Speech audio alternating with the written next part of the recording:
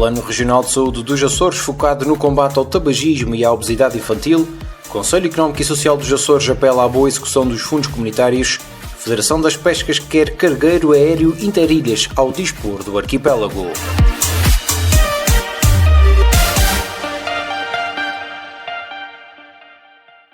E depois dos títulos vamos ao seu desenvolvimento. O combate ao tabagismo, a redução da obesidade infantil e o aumento da literacia em saúde são os principais focos do Plano Regional de Saúde dos Açores, que foi apresentado esta sexta-feira e que vigorará até 2030.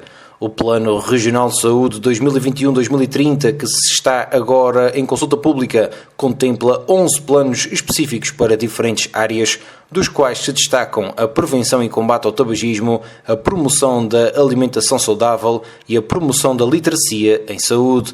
A Secretária Regional da Saúde admitiu que as metas são ambiciosas. É um plano ambicioso. Decidimos que não podíamos continuar a trabalhar da mesma forma, porque se no plano anterior das 43 metas foram atingidas apenas 30%, nós queremos, obviamente, que em 2030 a nossa realidade seja diferente. Nesse aspecto, penso que não há a menor dúvida que os programas prioritários aqui apresentados são, efetivamente, aqueles que de uma forma imediata têm que ser invertidos, mas queria sobretudo deixar mais uma vez a mensagem que este é um processo de construção dinâmico, aberto, colaborativo e em construção, e que todos nós, ao participarmos nele, estamos a ser também responsáveis pelo estado de saúde e os determinantes de saúde na região autónoma dos Açores. Mónica Seidia, Secretária Regional de Saúde e Segurança Social.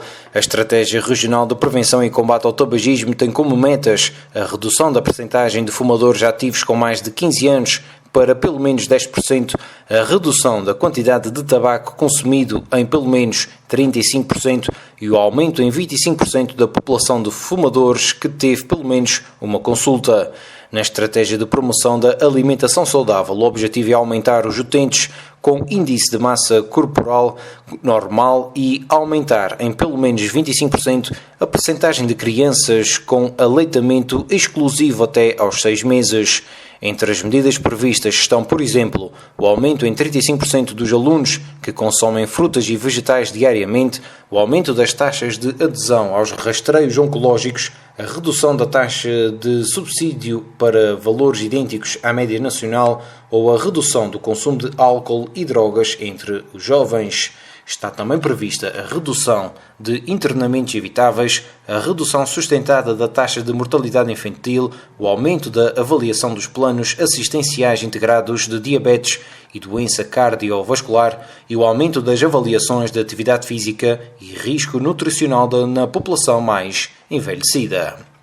Os bolseiros ocupacionais que tomam conta de crianças com necessidades educativas especiais vão passar a receber apoio monetário durante todo o ano e não só durante o ano letivo. Se o que está por trás de todo este sistema é a faculdade e a garantia de que aquela criança tenha o acompanhamento por parte de uma pessoa que é da inteira confiança da família, essa relação não se prejudica quando existem interrupções letivas. E, portanto, ficou aqui claro na reunião de hoje que esse apoio vai continuar a ser conferido durante as interrupções letivas. Sofia Ribeiro, a Secretária Regional da Educação. No que toca às audiências dos parceiros sociais com o Presidente do Governo Regional, no âmbito do processo de auscultação sobre as antepropostas de Plano e Orçamento Regional para 2024, o Presidente do Conselho Económico e Social dos Açores apelou à boa execução dos fundos comunitários e que a região entre em fase de cruzeiro de investimentos previstos no Plano de Recuperação e Resiliência e no PO 2030. Walter Furtado referiu-se principalmente a estes dois instrumentos, o PRR e o Programa Operacional Açores 2030. O economista referiu que não é só cumprir as metas, sendo importante que as obras se concretizem. Por seu lado, a Associação dos Industriais de Construção Civil e Obras Públicas, a AICOPA, defendeu o cumprimento estrito dos prazos de pagamento para que as empresas consigam executar e cumprir com as expectativas dos promotores, sejam públicos ou privados.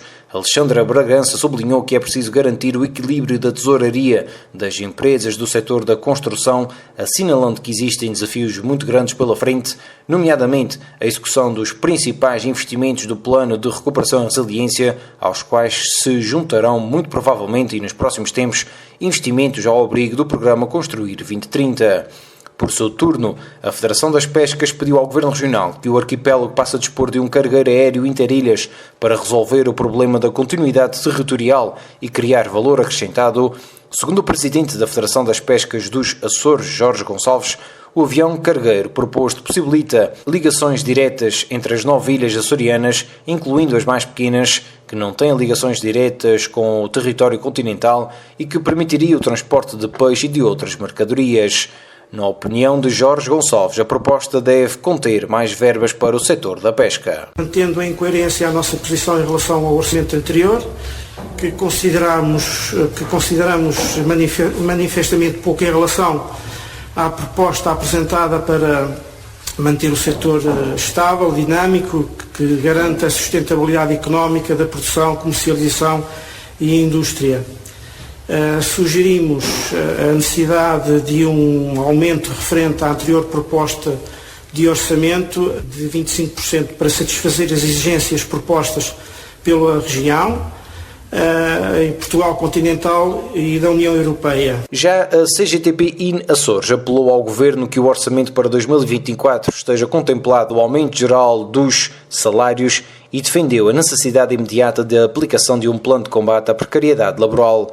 Segundo João Deque Mota, a anteproposta de plano anual e do orçamento para 2024 do Executivo açoriano é a oportunidade ideal para o efeito, bastando vontade política.